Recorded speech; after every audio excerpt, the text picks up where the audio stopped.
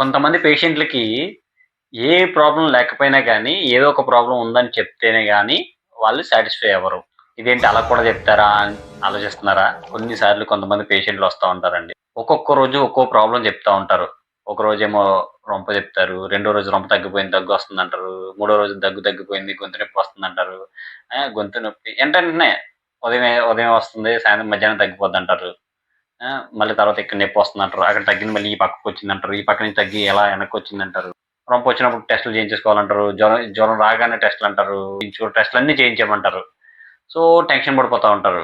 టెస్టులు ఏం చేయించినా అన్నీ నార్మల్‌గా ఉంటాయి. సైకలాజికల్‌గా నా లోపల ఏదో అనారోగ్యం ఉంది అన్న ఫీల్ అవ్వడం వల్ల వాళ్ళు సాటిస్ఫై అవ్వలేరు. ఏవి టెస్టులన్నీ నార్మల్ వచ్చినాయి. ఏవి నార్మల్ వచ్చినా గానీ నాకెందుకు ఇలా అవుతుంది? ఏదో అవుతుంది. ఏదో లోపల ఏదో అవుతుంది. ఏదో ఒకటి చెప్తూనే ఉంటారు.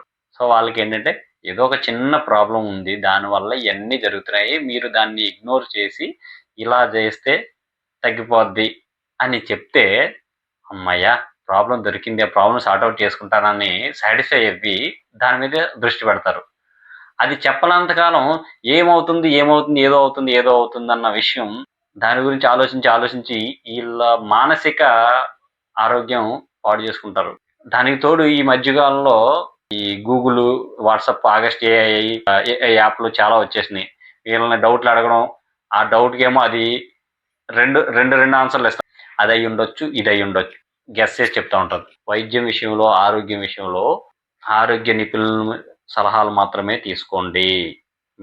వేరే ఎవరి సలహాలు మీరు పరిగణించకండి. మీ సొంత నిర్ణయాలు కూడా తీసుకోకండి. ఏం చెప్పావురా? ఆరోగ్యపరంగా మీకు ఎటువంటి డౌట్లున్నా ఆ ఛానెల్‌లో కామెంట్ సెక్షన్‌లో తెలియచేయండి.